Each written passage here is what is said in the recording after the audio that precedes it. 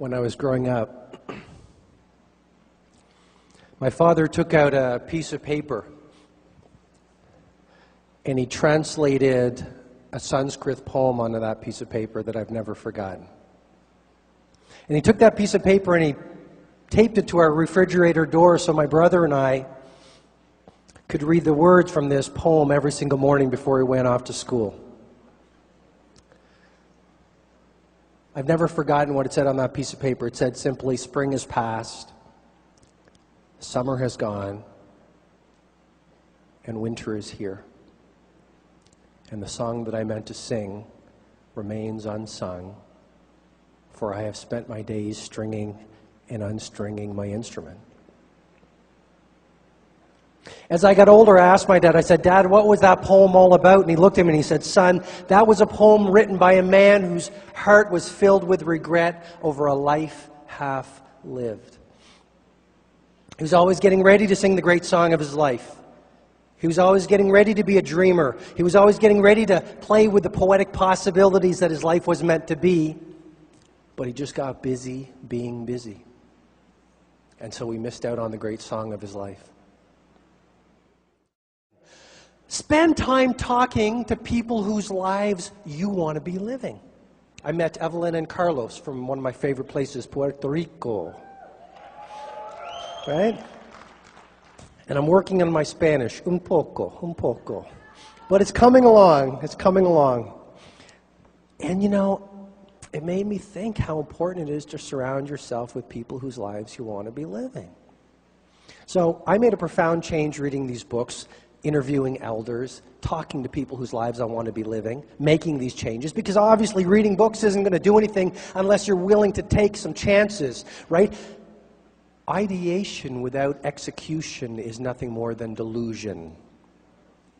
Ideation without execution is nothing more than delusion. Hey, it's great to get fantastic ideas, but what you want to do is be one of those brave souls who walks out there and executes flawlessly around those ideas, even if it's just taking that first step and running towards your fears. You want to be known, I respectfully suggest to you, as a woman or a man of action, not one of these people who's all talk and no action. Action, execution. So here's what I did. I made a profound change in my life by learning these things and acting on these ideas. I then said, if an ordinary guy from a little town of 2,000 people could make such profound changes in the way he thinks, the way he feels, the way he behaves, let me write a little book. Now, the reason I share this part of the story with you is because I want to invite you to consider that every dream starts small. You're going to see people up here and you want to be on the stage. You might not be there. Remember, they started off with that first person that they talked to. FedEx, the first night in business, you know how many packages they sold, that they moved? 15. Let's not forget that Bono and his bandmates started off with that first gig in Dublin. Let's not forget that Richard Branson started off with a little college newspaper when everyone laughed at him. Every dream starts off small, but you want to start and move it forward each and every day. And while everyone else laughs at you and criticizes you, pay no heed to them. Keep on moving your dream forward, because there is something magical about sticking to your dream longer than anyone around you thinks you have a right to stick to that dream.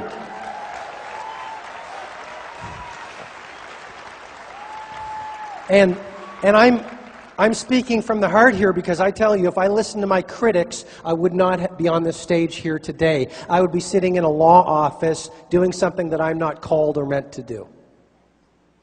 So I self-published this little book called The Monk Who Sold His Ferrari in a Kinko's coffee shop. A lot of people don't know this, I was still practicing law. My mother was my editor. My father helped me sell the book one at a time. Now, there's about 3,500 people in this room. I'm so honored to be here. I'll tell you why. My first seminar, only 23 people attended. 21 of those people were my own family members. I mean, I tell you, Starting with a little dream, like building your business and saying, I'm going to get out there and I'm going to talk to people and I'm going to take risks and I'm going to work on myself and I'm going to be extraordinary. Because the days slip into weeks, the weeks slip into months, the months slip into years. Before you know it, 5 years have gone by. 1 year has gone by. Well, 1 year is going to go by anyway. Why not get there world class in this business, world class in your life?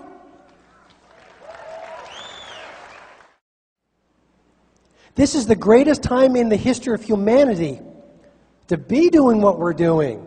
This is the greatest time in the history of humanity to make a commitment to being world class. This is the greatest time in the history of humanity to be an extraordinary human being and to learn and to grow and to have an impact on people around the world step by step. It's an exciting time to be alive.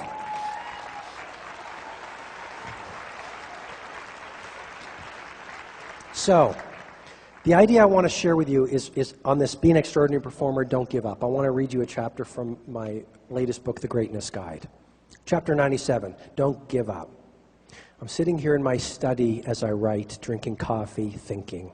Not daydreaming, not wasting time, not worrying, simply thinking. One of the best things you can do is to spend some time each day thinking. Because what's the point of getting to the top of your mountain, realizing you did the wrong things? Think how you can build your career to the next level of world class within free life. Think how you can add more value to your stakeholders. Think what you can do to be a shining example of poetic possibilities. Think. Peter Drucker said it so well. He said, there's nothing so useless as doing efficiently that which should not be done at all. Confucius said it even better. He said, the person who chases two rabbits catches neither. So simply thinking. Mostly I'm thinking about the importance of having a sense of mission and then staying true to it. It's not easy, though. I've found that the bigger I dream, the more obstacles I face. My mission in life is pretty straightforward. I want to help human beings become extraordinary and organizations get to world class.